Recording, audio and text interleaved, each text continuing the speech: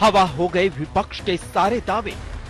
मतपेटियों को लूटने का इरादा रखने वालों को ऐसा गहरा झटका दिया है, सारे सपने चूर चूर हो गए हैं।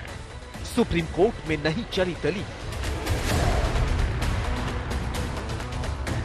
ये लड़ाई लगातार चलती रहेगी। इंडिया गठबंधन को जिताओ, समाजवादी पार्टी को जिताओ, सरकार बनाओ और ईवीएम भी हटाओ।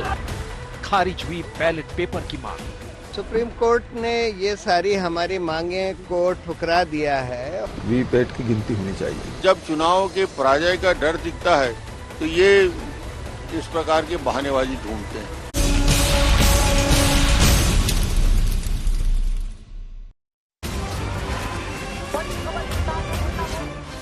क्योंकि एक तरफ सुप्रीम कोर्ट ने आज ये कह दिया है कि ईवीएम से ही देश में भी वोटिंग होगी।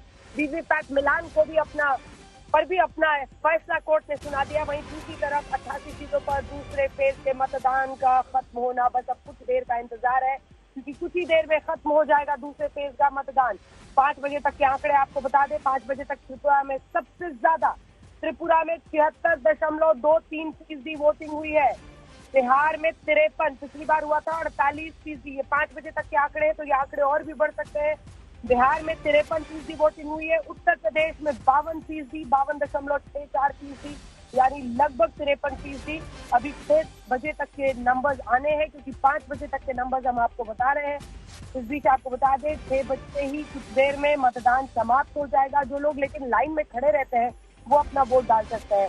महाराष्ट्र में 53.15%, तो वहीं मध्य प्रदेश में देखिए 54.42%। ये 5 बजे तक के आंकड़े जो हम आपको बता रहे हैं।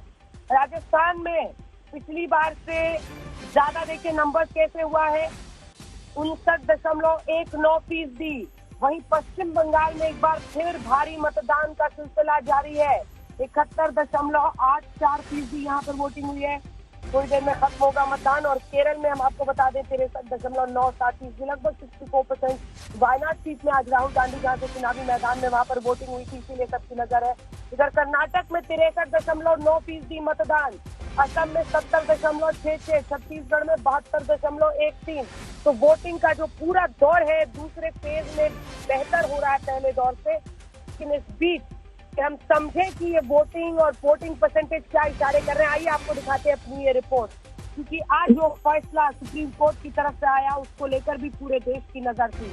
और अब हम ये नहीं कह रहे हैं, हम आपको बता दें सुप्रीम कोर्ट ईवीएम में गड़बड़ी नहीं है, ये सुप्रीम कोर्ट ने कहा है। सुप्रीम कोर्ट ने ईवीएम पर उठी सारी शंकाओं और सारे सवालों को खारिज कर दिया। सुप्रीम कोर्ट ने साफ कर दिया कि बैलेट पेपर के दिन नहीं लौटेंगे, चुनाव वोटिंग मशीन से होगा। 100% वीवीपैट पर्ची का मिलान नहीं हो सकता। हाँ, ईवीएम पर सवाल उठाने वालों को सुप्रीम कोर्ट ने इतनी राहत जरूर दी है कि अगर किसी उम्मीदवार के लिए शिकायत हो तो जांच हो सकती है। आइए आपको दिखाते हैं अपनी ये रिपोर्ट से करेंगे चर्चा की शुरुआत।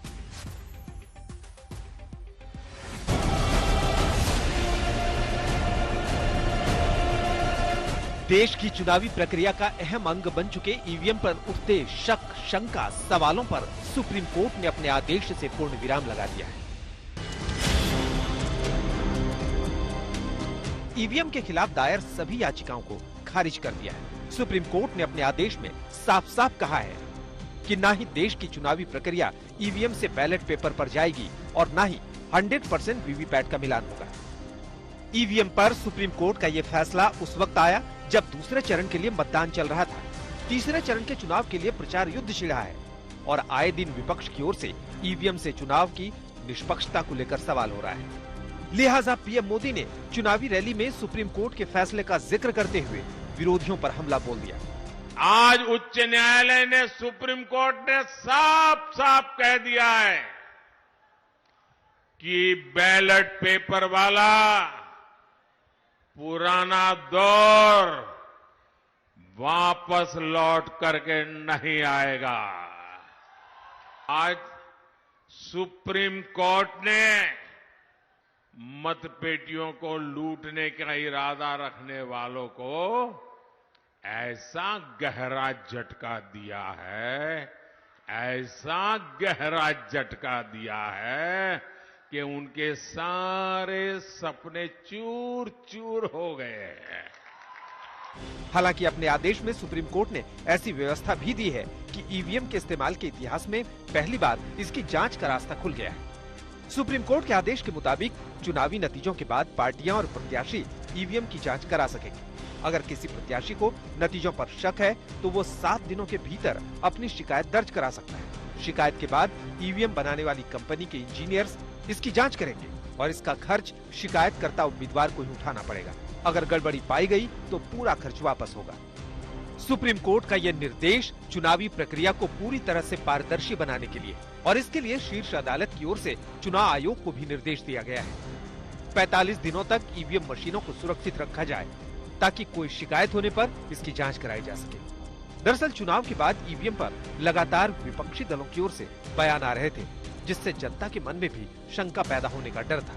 ये जो चुनाव हो रहा है, नरेंद्र मोदी जी इस चुनाव में मैच फिक्सिंग करने की कोशिश कर रहे हैं।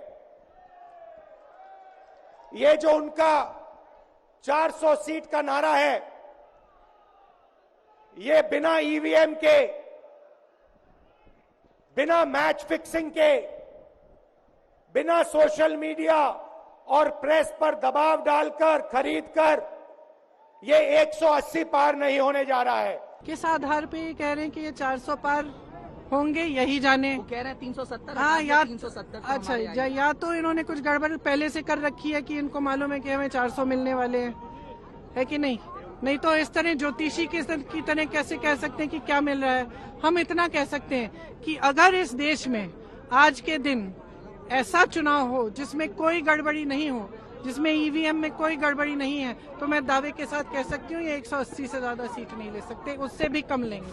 ऐसे बयानों से उठती शंकाओं को सुप्रीम कोर्ट ने अपने फैसले से खत्म कर दिया है। इसके बावजूद विपक्षी दल सरकार में आने पर ईवीएम से वोटिंग प्रक्रिया को खत्म करने का दावा कर रहे हैं। जवाब में सुप्रीम कोर्ट के फैसले के बाद बीजेपी की ओर से हमला तेज हो गया।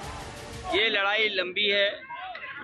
माननीय सुप्रीम कोर्ट का जो भी फैसला है उसको अंततः सब स्वीकार करेंगे। और लड़ाई इसलिए जरूरी है क्योंकि दुनिया के तमाम देश हैं जो ईवीएम और ईवीएम से वोट डलाने के लिए अनकॉन्स्टिट्यूशनल मानते हैं। इस बार के चुनाव में क्योंकि 2 चरण के चुनाव खत्म हो चुके हैं, तीसरे चरण के चुनाव में हम और आप लोग खड़े हैं। मैं एक ही बात कहना चाहूंगा, इंडिया गठबंधन को जिताओ, समाजवादी पार्टी को जिताओ, सरकार बनाओ और ईवीएम भी हटाओ। आज जब पूरी दुनिया भारत के लोकतंत्र की, भारत की चुनाव प्रक्रिया की, भारत के चुनावों में टेक्नोलॉजी के उपयोग की वाहवाही करती है, तारीफ करती है, तब ये लोग अपने निजी स्वार्थ के लिए बदनीयत से ईवीएम को बदनाम करने पर लगे पड़े थे। सुप्रीम कोर्ट के फैसले में सरकार के लिए कोई निर्देश नहीं है, लेकिन फैसले के बाद ईवीएम पर सियासी लड़ाई थमी नहीं है।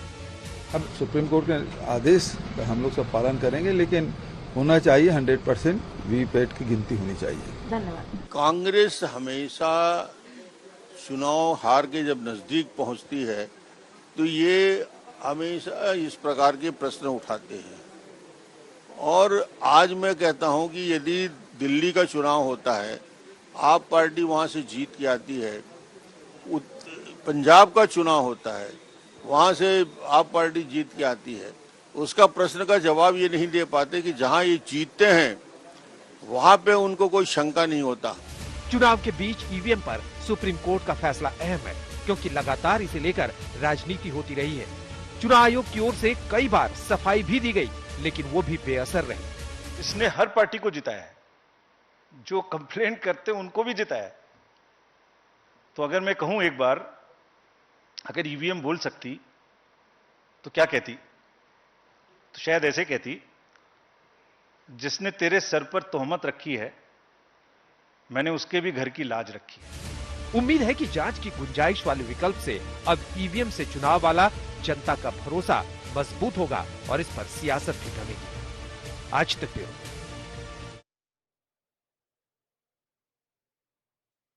तो आपने ये पूरी रिपोर्ट देखी, जिसने हमारे सिर पर तोहमत रखी, हमने उसके भी घर की लाज रखी है। ये मुख्य चुनाव आयुक्त राजीव कुमार ने उस वक्त कहा था। नए सिरे से आपको बता दें, क्योंकि आज कई खास मेहमान हमारे साथ इस चर्चा में शामिल हो रहे हैं, आपका परिचय उनसे करा देते हैं, जिसके बाद हम आगे बढ़ेंगे। सुधांशु त्रिवेदी जी, राष्ट्रीय प्रवक्ता, सांसद, भारतीय जनता पार्टी के हमारे साथ जुड़ रहे हैं। अनुराग भदौरिया जी, समाजवादी पार्टी के प्रवक्ता, हमारे साथ शशि शेखर जी, वरिष्ठ पत्रकार के तौर पर जुड़ रहे हैं। आशुतोष जी हमारे साथ जुड़ रहे हैं। हमारे साथ पूर्व संयुक्त निदेशक के तौर पर जो चुनाव आयोग में मोहम्मद अमीन साहब रह चुके हैं, वो भी हमारे साथ लाइव इस वक्त जुड़ रहे हैं। हमारे 3 सहयोगी भी अलग अलग जगहों से हमारे साथ रहेंगे, क्योंकि वोटिंग अभी अभी खत्म हुई है। शरद हमारे साथ कोटा से जुड़ रहे हैं, जहां पर चुनावी मैदान में स्पीकर ओम बिरला, इधर कुमार अभिषेक मथुरा में है, जहां पर हेमा मालिनी, और पूर्णिया में बहुत दिलचस्प लड़ाई है, क्योंकि आरजेडी की बीमा भारती ने पर्चा भर दिया था निर्दलीयों के गुस्से में। कांग्रेस पार्टी में शामिल होने के बावजूद वहां पर पप्पू यादव खड़े हो गए हैं। तो इन सब से बातचीत करेंगे, लेकिन एक बड़ी खबर आपको बताते हुए चर्चा को आगे लिए चलेंगे, क्योंकि आज जब सुप्रीम कोर्ट का फैसला आया तो चुनाव आयोग ने न सिर्फ इसका स्वागत किया, बल्कि जो सबसे उच्चतम सोर्सेज हैं चुनाव आयोग में, उन्होंने कहा कि चुनाव की शंकाएं जो है वो मतदाताओं पर असर डालती हैं, और मतदाताओं पर असर डालने की वजह से वोटिंग कम होती है। ये चुनाव आयोग ने अपनी तरफ से कहा है, और तमाम जो लोग हैं उनसे गुजारिश की है कि वोटिंग को लेकर, ईवीएम को लेकर, वीवीपैट मशीन को लेकर इस तरह की शंकाएं लोगों के मन में ना डालें, क्योंकि इसकी वजह से सीधे सीधे वोटिंग पर असर होता है। और अगर मतदाता निकलेगा नहीं तो फिर लोकतंत्र का मतलब क्या है? बहुत सारे प्रश्न इन सबको लेकर हैं, और लंबे वक्त तक ऐसे बहुत सारे इल्जामात झेलते हुए चुनाव आयोग ने सुप्रीम कोर्ट के आज के फैसले के बाद, इसमें हालांकि ये कहा गया है कि 45 दिनों तक आप ईवीएम को ठीक ठाक रखिए, अगर किसी उम्मीदवार का कोई कंप्लेंट हो तो उसको आप एड्रेस भी कीजिए। लेकिन मेहमानों के पास जाने से पहले सबसे पहले आपके पास आते हुए तीनों सहयोगियों को जल्दी से दिखा दीजिए मेरे साथ। आपके साथ शुरुआत करते हुए शरद, वोटिंग परसेंटेज और किस तरफ का रुझान है, इसमें डायरेक्ट कोरिलेशन बहुत बड़ा चैलेंज होता है समझना संभालना, लेकिन इतना तय है कि इसी राजस्थान से प्रधानमंत्री ने बहुत आक्रामक तरीके से जब कांग्रेस के मैनिफेस्टो पर हमला किया और उसमें फिर मुस्लिमों का सीधा जिक्र आया, उसके बाद से एक तेजी क्या राजस्थान में वाकई देखी जा रही है वोटिंग परसेंटेज में? शरद।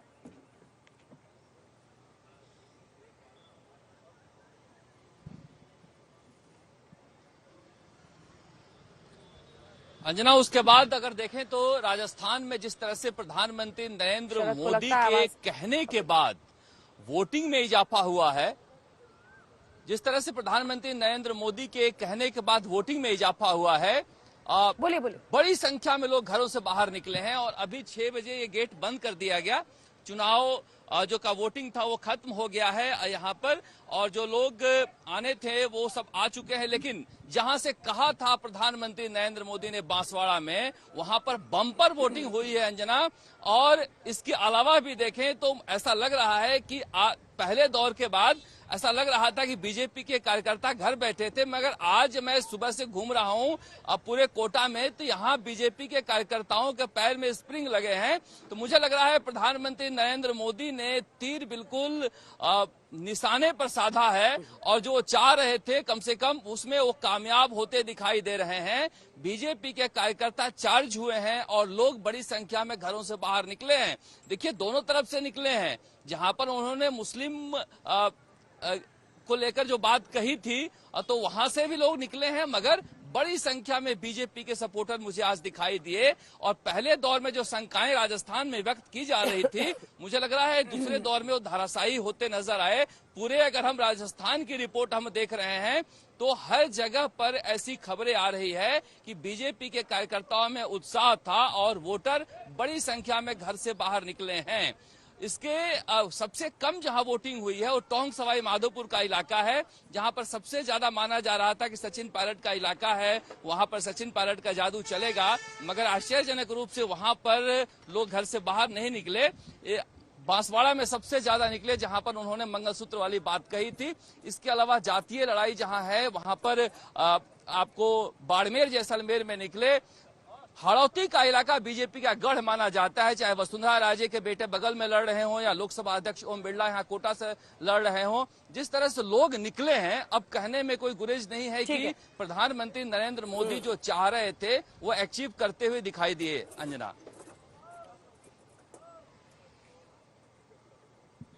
बिल्कुल, जल्दी से चलते हैं अब कुमार अभिषेक के पास। कुमार अभिषेक हमारे साथ जुड़ रहे हैं मथुरा से, अगर मैं सही हूं तो। अभिषेक, शरद ने जो शब्द इस्तेमाल किए वो कह रहे हैं कि पीएम के भाषण के बाद वहां बीजेपी के कार्यकर्ताओं के पैर में स्प्रिंग लग गया। क्या इस तरह का कोई असर मथुरा, मेरठ, इन तमाम इलाकों में जहां पर आज वोटिंग हुई है, उत्तर प्रदेश में, वहां पर भी कुछ दिखा है क्या, कोई डायरेक्ट कोरिलेशन? और मथुरा जहां खड़े हैं, हेमा मालिनी एक बार फिर से चुनावी मैदान में है। बिल्कुल अंजना, मैं शरद की बात को ही आगे बढ़ाता हूं। बीजेपी कार्यकर्ताओं के पैर में तो कह सकते हैं कि पहिया लग गया, तो जो मुस्लिम मतदाता वर्ग है उसमें भी कहीं ना कहीं पहिया लगा है। मैंने देखा है कि यहाँ पर हालांकि मथुरा में मुसलमानों की जो वोटिंग परसेंट है, मुसलमानों की आबादी बहुत नहीं है, लेकिन वो लोग भी काफी तादाद में घरों से निकले हैं। बीजेपी के कार्यकर्ताओं में भी एक जोश दिखाई दिया है। मुझे लगता है कि इस बार का जो वोटिंग परसेंट है वो काफी बेहतर होगा, लेकिन 2019 वाला शायद नहीं पहुंच पाए। 2014 और 2019 के बीच में जाकर के ये कहीं रुकेगा, ऐसा मुझे लगता है। मथुरा में निश्चित तौर पर, चाहे मथुरा हो, चाहे अलीगढ़ हो या फिर मेरठ हो, ये कुछ ऐसी सीटें हैं जहां पर कैंडिडेट्स की नाराजगी भी दिखाई दी है। और अगर थोड़ा बहुत वोटिंग परसेंट कम रहेगा तो ये मान लीजिए कि कैंडिडेट्स के खिलाफ जो एंटी इनकम्बेंसी है उसका बड़ा रोल इसमें दिखाई देगा। ये जो 8 सीटें हैं अंजना, इसमें से ये बीजेपी का सबसे ज्यादा स्ट्रांग होल्ड है। 8 में से 7 सीटें अभी तक बीजेपी के पास रही हैं। 3 सीटों पर खास करके मुझे आज मुकाबला दिखाई दे रहा है। खास करके अगर देखें तो अलीगढ़ में है, थोड़ा मेरठ में है, इस तरह के मुकाबले दिखाई दे रहे हैं। लेकिन ये बात जरूर है कि वोटिंग परसेंट अच्छा हो रहा है, बेहतर हुआ है। बीजेपी के कार्यकर्ता निकले हैं, मुस्लिम मतदाता वर्ग, उनके भीतर जो मैंने बात की, उनके भीतर जिस तरीके से प्रधानमंत्री ने बातें कही वो उन्हें बुरा लगा है और उनको लगता है कि वोट ही उनके पास एकमात्र समाधान है जिसके जरिए वो जवाब दे सकते हैं। तो ये 2-3 चीजें दिखाई दी हैं और मुझे लगता है कि इसका असर दूसरा जो ये चरण चल रहा है इस पर ठीक ठाक पड़ने वाला है। अंजना, राजस्थान, यूपी से सीधा चलते हैं अब बिहार, जहां पर पूर्णिया सीट, सबसे दिलचस्प सीट आप ही के हाथ लगी है शशि भूषण कवर करने के लिए। सबसे ज्यादा पॉलिटिकल ड्रामा यहीं पर दिखा। लगा कि इंडिया गठबंधन का पूरा सुर, ताल, लय सब बिगाड़ने के लिए पप्पू यादव जुड़ गए हैं, क्योंकि कांग्रेस में शामिल हुए, बीमा भारती को आरजेडी ने डिक्लेयर कर दिया, फिर वो निर्दलीय चुनावी मैदान में उतर गए। क्या होता हुआ दिख रहा है और यहाँ पर क्या कोई डायरेक्ट कोरिलेशन? क्योंकि पिछली बार देखिए अगर 48% के आसपास पर वोटिंग खत्म हो गई थी और अभी 5 बजे तक के ही आंकड़े पिछली बार से बेहतर है। क्या असर दिख रहा है? देखिए, आंकड़ा और ऊपर जाएगा अंजना, इसमें कोई दो राय नहीं है, क्योंकि सुबह से लेकर शाम तक लगातार मतदान के लिए जो वोटर्स हैं उनकी कतार हमने हर क्षेत्र में देखी है। पूर्णिया में पप्पू यादव जो दावा कर रहे थे कि कांग्रेस से हमको बाहर करवा दीजिए या कांग्रेस के नेता मेरे खिलाफ प्रचार करने नहीं उतरेंगे पूर्णिया में, तो यहाँ वो अपनी बात साबित करने में पहले तो सफल रहे हैं। वोटिंग खत्म हो गई है, चुनाव प्रचार 2 दिन पहले रुक गया था। पप्पू यादव के खिलाफ कांग्रेस ने कोई एक्शन नहीं लिया और पप्पू यादव के खिलाफ कांग्रेस के किसी नेता ने पूर्णिया में कैंपेन भी नहीं किया। ये एकदम पहली बात। पप्पू यादव यहाँ फैक्टर हैं पूर्णिया में, लेकिन इस बार जो 5 सीटों पे वोटिंग आज हुई है उसमें 3 सीटें ऐसी हैं जो सीमांचल की हैं, जहां मुस्लिम आबादी बहुत मायने रखती है, किशनगंज में और कटिहार में। और 2 अंग प्रदेश की सीटें हैं, भागलपुर और बांका, उन सीटों पे भी वोटिंग हुई है, लेकिन वोटिंग थोड़ी कम है। और जो ट्रेंड आप राजस्थान या यूपी में समझने की कोशिश कर रही थी, उसको बिहार के इन 5 सीटों के गणित ने बिल्कुल स्पष्ट कर दिया है। जहां मुस्लिम आबादी कम है, भागलपुर और बांका में, वहां वोटिंग परसेंटेज अभी भी 5 बजे के तक जो वोटिंग आंकड़े आए हैं वो 50% से नीचे हैं। लेकिन जहां पर मुस्लिम आबादी ज्यादा है, वहां पर पूर्णिया में, कटिहार में और किशनगंज में, वहां वोटिंग परसेंटेज 50 से ऊपर जा चुका है। किशनगंज जो है वो अभी सबसे अधिक वोटिंग वहां पे हुई है। अंजना,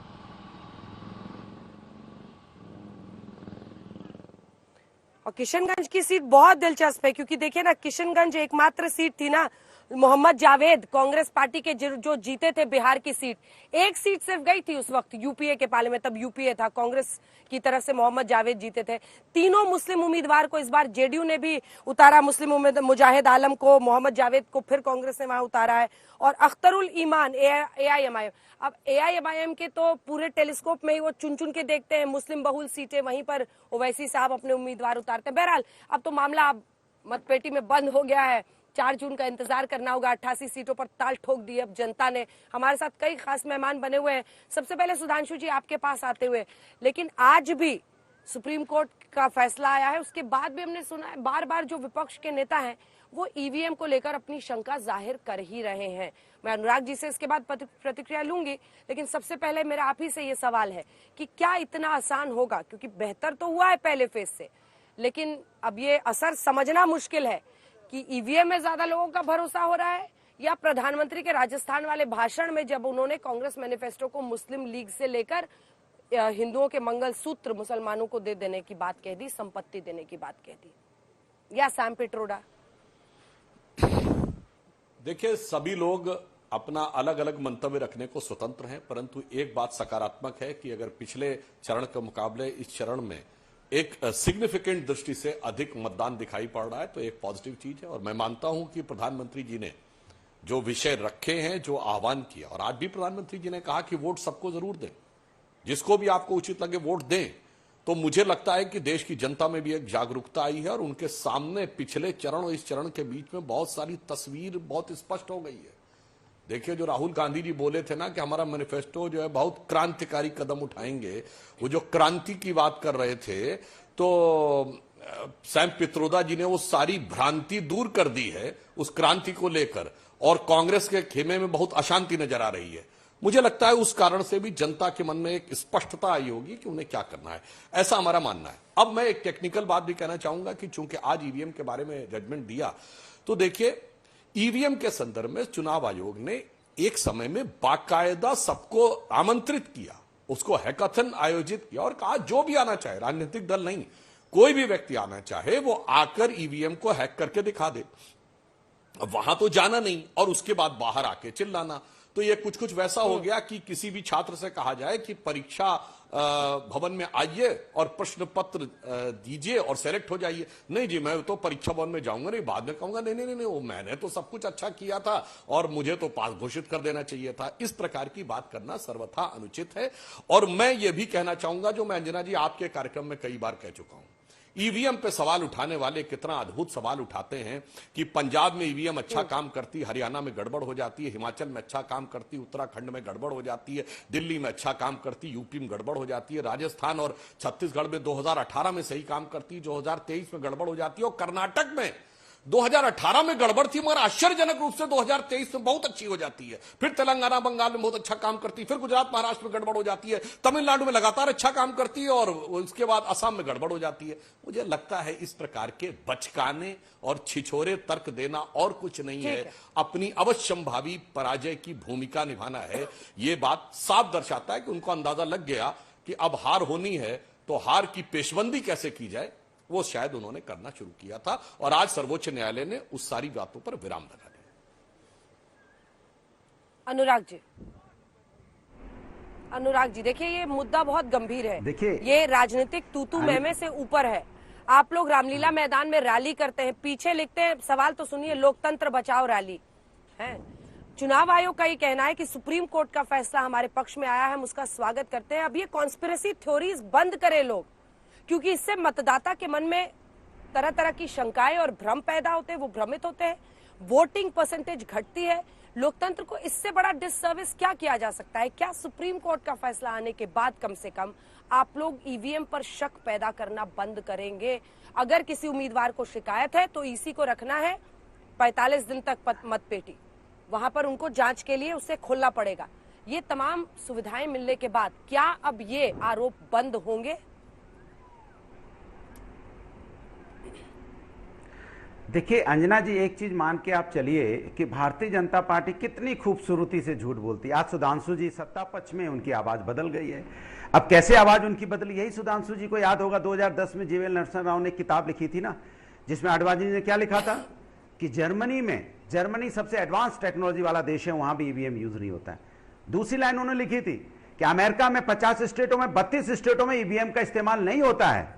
तो ईवीएम पे सवाल किसने उठाया था? सबसे पहले आडवाणी जी ने उठाया था, और आज आप उनको भूल गए। हाँ, वो बात दूसरी मार्गदर्शक मंडल में आपने डाल दिया है, तो भूल तो जाएंगे ही आप तो वो सब भूल चुके हैं जो भारतीय जनता पार्टी पहले कहती थी। भारतीय जनता पार्टी ने क्या क्या कहा था पहले? भारतीय जनता पार्टी पहले मुद्दे क्या होते थे? पहले भारतीय जनता पार्टी के मुद्दे होते भ्रष्टाचार। अंजना जी, अगर मैं झूठ बोल रहा हूं तो पकड़िएगा, भ्रष्टाचार और आज मुद्दा क्या हो गया? भ्रष्टाचारियों को अपने साथ ले आना, उनको पाक साफ कर देना। यही भारतीय जनता पार्टी का मुद्दा क्या होता था? परिवारवाद। आज भारतीय जनता पार्टी का मुद्दा परिवारवाद नहीं है, क्योंकि परिवारवादियों के साथ वो सत्ता चला रहे हैं, हर जगह परिवारवादियों के साथ सत्ता चला रहे हैं, और परिवारवादियों के साथ उन्होंने कितनी टिकटें दी है इसमें हमें कहने की जरूरत नहीं है। दूसरा सवाल, ये क्या कहते थे उस समय? महंगाई बहुत है। भैया, मंगलसूत्र छीनने का काम किसने किया है? दिल पे हाथ रख के बोलिएगा सुधांशु जी। 28,000 रुपए पर तोला मिलता था सोना, आज 80,000 रुपए पर तोला है। ना किसान सोना खरीद सकता है, ना आम जनता खरीद सकती है, ना गरीब खरीद सकता है। कौन खरीद रहा होगा? धन्ना सेठ लोग खरीद रहे होंगे, जिन पे 80,000 तोला खरीदने की जिनकी ताकत होगी। किसने छीना है ये हक? आपने छीना है। आप अपनी कमजोरी छिपा रहे हैं। नोटबंदी से किसने छीना था यह हक? नोटबंदी जब आपने की थी, आपने नोटबंदी में कहा था आतंकवाद खत्म हो जाएगा, काला धन खत्म हो जाएगा, लेकिन क्या हुआ? उन जो घरों में जो महिलाएं रहती थी, उनका जो अपना जरूरतमंद का पैसा था, वो भी सब छीन के आपने निकाल लिया। आपने छीना है, आपने छीनने का काम किया है। चाहे रेलवे हो तो आपने प्राइवेटाइज किया, चाहे एयरपोर्ट हो तो प्राइवेटाइज किए, एयरलाइंस हो तो प्राइवेटाइज किए। आपने जितनी यहाँ पब्लिक सेक्टर यूनिट थी, कितनी आपने पीएसयू को प्राइवेटाइज किया है। क्यों आप छीन रहे हो? दे कुछ नहीं रहे आप जनता को। जनता को दे रहे हो तो पता है क्या है? आप नफरत की राजनीति। क्योंकि आपको पहले चरण में हार का पता चल गया, तो आप समाज के अंदर एक नफरत की राजनीति फैलाना चाहते हो। आप बार बार मन से नफरत की बात करते हुए हिंदुस्तान है, हिंदुस्तान में हिंदू मुस्लिम सिख ईसाई सब एक है, और आप इसमें डिवाइड एंड रूल करने की कोशिश मत कीजिए। आपको जनता ने दिखा दिया पहले चरण में, दूसरे में भी दिखाने जा रहा है। इसलिए सुधांशु जी, मुद्दों पे रहिए। आप मुद्दों पे बात नहीं करते। अनुराग जी को मेरी आवाज पहुंच रही है ना? अनुराग जी, इनको मुद्दे, आपने तमाम अपनी बातें कह ली, मेरे सवाल का एक जवाब दे दीजिए। 3 मिनट बोलने के बाद तो एक जवाब बनता है ना। 3 मिनट तो आपने बोल लिया जो आपने पहले से सोचा था, अब तो जवाब दे दीजिए। क्या इसके बाद कॉन्स्पिरेसी थ्योरीज बंद होंगी विपक्ष की तरफ से? क्योंकि सुप्रीम कोर्ट ने एड्रेस कर दिया है। इसके बाद क्या वोटर्स को ईवीएम के नाम पर भ्रमित करने की जो रणनीति है वो बंद नहीं होनी चाहिए? एक जवाब दे दीजिए सर। देखिए, हमने आपको पहले ही बोला है, हम भारतीय जनता पार्टी की तरह नहीं है। हम लोग सर्वोच्च न्यायालय के आदेश का सम्मान करते हैं। ये तो नहीं करते ना, ये तो ऑर्डिनेंस ले आते हैं। आपको याद होगा दिल्ली सरकार में जब सुप्रीम कोर्ट आदेश दिया था ट्रांसफर पोस्टिंग अब दिल्ली सरकार की होगी, तो तुरंत ऑर्डिनेंस ले आए थे। ये हम इनकी तरह नहीं है, और ना हम सत्ता का भी दुरुपयोग किया कभी। भारतीय जनता पार्टी ने सत्ता का भी दुरुपयोग किया। हम लोग संविधान न्यायपालिका को मानने वाले लोग हैं। ये तो संविधान बदलने की बात करने वाले लोग हैं। ये तो वोट इस बात को मांग रहे हैं कि संविधान बदलना है। दो नहीं, 3 नहीं, नेता घूम घूम के वोट मांग रहे हैं कि संविधान बदलना है। बस संक्षेप में सुधांशु जी, ये लोगों तो अनुराग जी कह रहे हैं कि अब वो ईवीएम पे सवाल नहीं खड़ा करेंगे। अनुराग जी कह रहे हैं।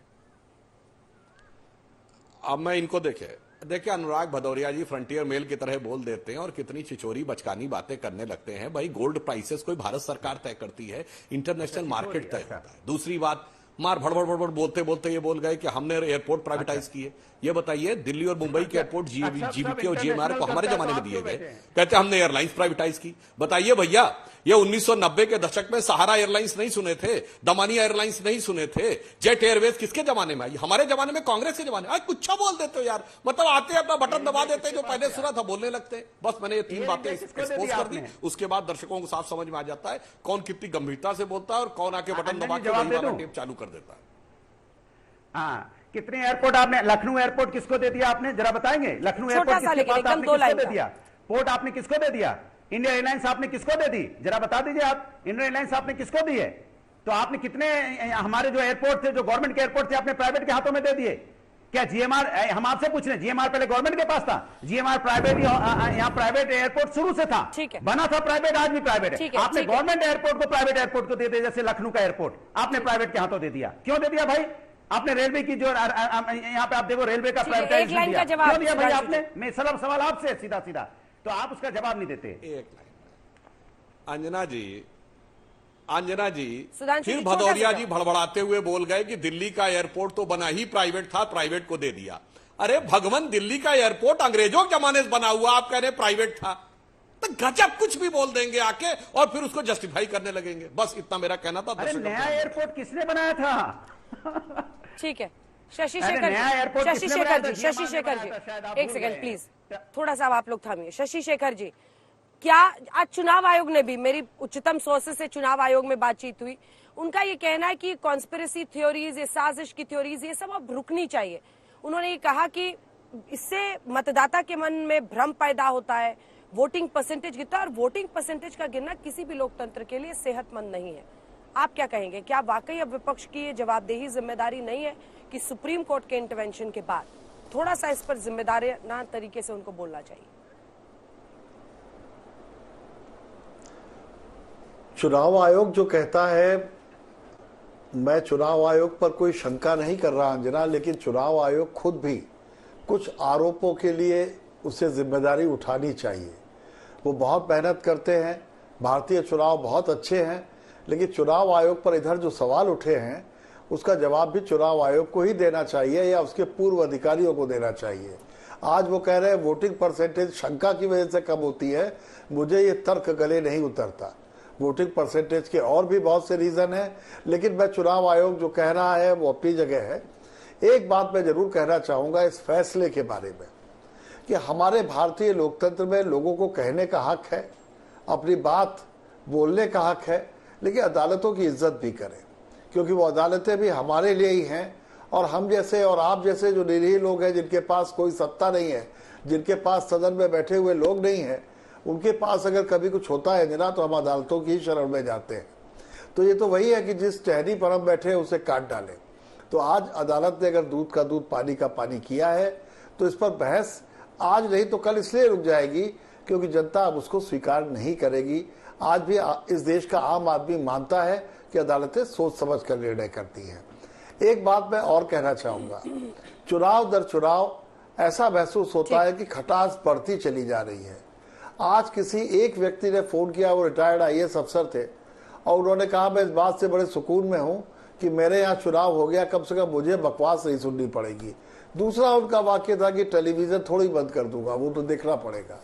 तो हमारे नेताओं को कहीं न कहीं ये भी सोचना होगा कि लोकतंत्र उन्हें उनके पुरखों ने, मैं इस पार्टी या उस पार्टी की बात नहीं कर रहा, जो भी थे वो हम सब के साझा पुरखे थे, चाहे पक्ष में हो या विपक्ष में। उन्होंने लोकतंत्र को बहुत सजा संवार कर हमारे हाथ में दिया। हमारी पीढ़ी के नेता जो भी हों, जिस भी पार्टी में हों, वो इस बात को जरूर सोचे कि उनके मुंह से निकले हुए शब्द इतिहास बनते हैं और मौजूदा जनमानस के चेहरे पर, दिमाग पर, दिल पर ठेस पहुंचाते हैं। ये जिज्ञासा भी जो वो पैदा करते हैं मतदान कम कराती है।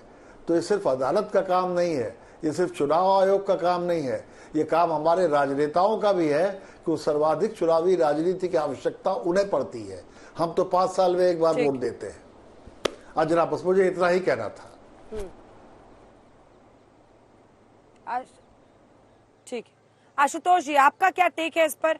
क्या विपक्षी पार्टियों को, क्योंकि सुप्रीम कोर्ट ने सबकी बात सुनी, सब पक्ष सुना, उन्होंने कहा वीवीपैट मशीन, ईवीएम का वीवीपैट से 100% मिलान नहीं मुमकिन है, ना ही कोई और व्यवस्था से वोटिंग होगी।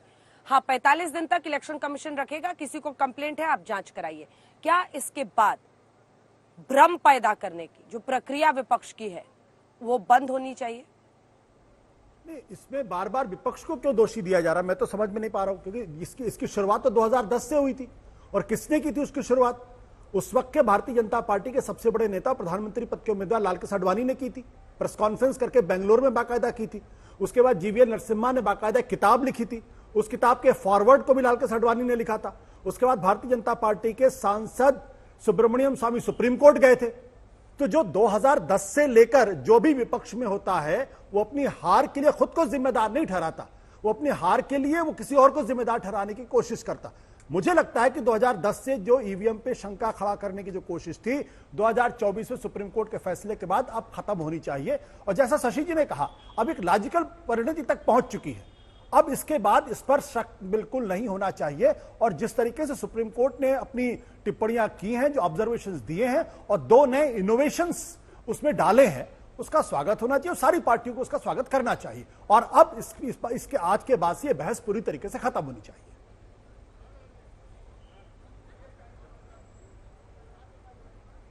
मुझे नहीं पता अनुराग भदौरिया जी कितने सहमत होंगे, कांग्रेस पार्टी के लोग कितने सहमत होंगे। मोहम्मद अमीन साहब, आपके पास आते हुए, क्योंकि मुझे याद है पिछली बार भी जब बहस हुई थी तो आप पर बहुत आक्रमण हो गया था मेरे शो में, लेकिन आज सुप्रीम कोर्ट ने इलेक्शन कमीशन के पक्ष को काफी मजबूती से स्वीकारते हुए कहा है, ना तो ये वीवीपैट से 100% मिलान संभव है, हम ईवीएम पर पूरा भरोसा रख रहे हैं, लेकिन हाँ, चुनाव आयोग को 45 दिन तक रखना होगा। कंप्लेंट है किसी की तो आपको फिर से उसको चेक कराना होगा। आप कैसे देख रहे हैं इसे? देखिए, ये संवैधानिक संस्था है इस पर चुनाव आयोग पर याद होगा आपको कि जब ये इलेक्शन हो रहे थे स्टेट के 5 स्टेट के, उस वक्त तमिलनाडु में चीफ जो जस्टिस थे उन्होंने भी कहा था कि इस पे एक मर्डर केस रजिस्टर होना चाहिए इलेक्शन कमीशन पे और उनके अधिकारियों पर जो वक्त चुनाव करा रहे हैं। उस वक्त मैंने यही कहा था ये संवैधानिक संस्था है चुनाव आयोग, और ये मामला सुप्रीम कोर्ट में जाएगा तो वहां पे सर्वोच्च न्यायालय के जो लर्नेड न्यायाधीश हैं उस पर अपना फैसला देंगे। और यही हुआ कि वहां से उनको कहा गया कि आपको संवैधानिक संस्था की इज्जत करनी चाहिए, आपको इस तरह इंटरफेरेंस नहीं करना चाहिए। अभी आप देख लीजिए कि हर शो में, हर टेलीविजन में, हर जगह अपोजिशन इस तरीके से बिखरा हुआ बात करता था कि जैसे इलेक्शन कमीशन कोई एक अलग चीज है। इसमें यहाँ के जो प्रवक्ता बैठते हैं उनका भी ये हिसाब किताब था। वो समझते थे कि बहुत ही बेईमानी करते हैं इलेक्शन कमीशन के लोग, और अधिकारी या इलेक्शन कमीशन खुलेआम बोलते थे इस बात को। आज भी इनके मुंह पे ताले लग जाएंगे, आज के बाद से बोलना बंद कर देंगे इस बात को। क्यों? कि देश का सर्वोच्च न्यायालय है, उसका निर्णय है, और उसने बड़ा सोच समझ के न्यायाधीशों ने दिया इसमें। इससे पहले भी जो स्टेट के चीफ जस्टिस थे उन्होंने भी इससे पहले फैसले दिए हैं। उन फैसले को ये लोग मानने को तैयार नहीं थे। बार बार इलेक्शन कमीशन ने कहा कि हम चुनाव निष्पक्ष कराते हैं। और देखिए अभी जो कह रहे थे सुधांशु जी इस बात को कि ये स्टेट में जिससे जीत जाते हैं उसका तो ये नाम कभी नहीं लेते।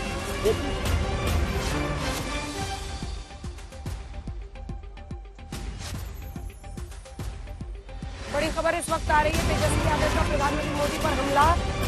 वो ये कह रहे हैं कि 400 पार पहले 2 फेज में ही खत्म हो गया है। यानी तेजस्वी यादव सीधा हमला करते हुए 400 पार वाले नारे पर। सुधांशु जी से मैं इस पर प्रतिक्रिया लूंगी, लेकिन जल्दी से, चूंकि अनुराग जी आप बहुत देर से हाथ उठा रहे थे, देखिए आज कोर्ट ने चुनाव आयोग के पक्ष को सही ठहराया है। वीवीपैट से 100% मिलान हो, ऐसी अव्यवहारिक मांगे की जा रही थी जो कि मुमकिन नहीं था। सबसे बड़े लोकतंत्र में इस तरह का चुनावी प्रक्रिया को पालन करना, उसको व्यवहारिक करना, और ऐसा थोड़ी है सर कि 2014 में नरेंद्र मोदी मतपेटी लेके आ गए, ईवीएम लेके आ गए, तो पहले से चल रहा था। पहले वो इसको हार का बहाना बनाते थे, अब शायद आप लोग बना रहे हैं।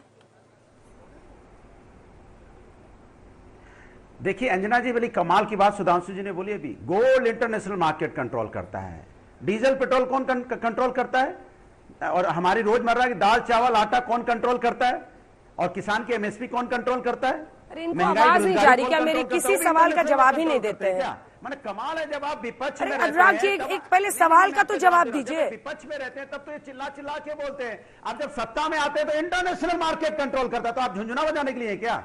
किस लिए आप सत्ता में? जनता को सपना देके आए थे ना आप, क्या मांगेंगे तो महंगाई खत्म हो जाएगी, और आप हर चीज में बोलते हैं। डीजल पेट्रोल की बात करो तो कहते नहीं वो रेगुलेटरी सिस्टम कंट्रोल करता है। गोल्ड की बात करो इंटरनेशनल मार्केट कंट्रोल करता है। आटा कौन कंट्रोल कर रहा है भाई? चावल कौन कंट्रोल कर रहा है? दाल कौन कंट्रोल कर रहा है? किसान की इनकम यहाँ क्यों नहीं बढ़ पा रही, वो कौन कंट्रोल कर रहा है? एक बार जो नंबर्स हम दिखा रहे हैं आपको, 1 सेकेंड, ये हम दिखा रहे हैं आपको फर्स्ट फेज और सेकेंड फेज का। बिहार में देखिए 5 बजे तक के ये आंकड़े जो दिखा रहे हैं, जहां पर 49.26%, वहीं दूसरे फेज में देखिए बिहार में 53% हो गया है। 52% के आसपास था पहले फेज में 5 बजे तक, दूसरे फेज में यूपी में 61 हो गया है। जो ये बढ़ोतरी हुई है वो हम आपको दिखा रहे हैं। पश्चिम बंगाल में लेकिन पहले फेज में 81% के आसपास था, अभी 71 है। 57 से राजस्थान में देखिए 59 हो गया है। आइए मध्य प्रदेश पर अभी 5 बजे तक के आंकड़े, नंबर्स कम है। ये 5 बजे तक का नंबर्स हम इस बार का आपको दिखा रहे हैं, माफ कीजिएगा। और पहला जो नंबर्स आप देख रहे हैं वो फुल लास्ट जो 6 बजे तक के आंकड़े थे पिछली बार के, वो दिखा रहे हैं। सुधांशु जी, तेजस्वी यादव कह रहे हैं कि 400 पार वाला नारा पहले 2 फेज में ही खत्म हो गया, हवा हो गया, और जो अनुराग जी कह रहे हैं उसका भी जवाब। देखिए मैं बात बताता हूं। देखिए तेजस्वी यादव जी की बात को कितनी सीरियसली लेना चाहिए। जो कुल 40 सीटों पर नहीं लड़ रहे हैं, वो 400 के पार वाली बात, 400 सीटों के बारे में बात करें तो मुझे लगता है बहुत गंभीरता से लेने वाली बात नहीं है। हाँ, मगर मैं ये भी याद दिलाना चाहता हूं, अनुराग जी बैठे हैं तो उत्तर प्रदेश विधानसभा के चुनाव में जहां 403 सीटें कुल, अखिलेश यादव बोले थे 400 सीटें आ रही हैं, तो उनसे तो एंकर ने यह भी कहा था मजाक में कि भाई कौन सी 3 सीटें आपने छोड़ दी हैं। तो ये लोग जो बोलते हैं उस बात को कितनी गंभीरता से लिया जाए। हाँ, मगर अंजना जी एक और बात बताना चाहता हूं, वो जो भी कहें, इस समय तेजस्वी जी के परिवार के 4 लोग जरूर हैं राजनीति में। तेजस्वी जी हैं, उनके भाई और उनकी 2 बहनें, यानी 4 लोग आके लड़ रहे हैं और कह रहे हैं 400 पार नहीं हो पाएगा। तो मुझे लगता है ये बात जो है बहुत गंभीर नजर नहीं आती है।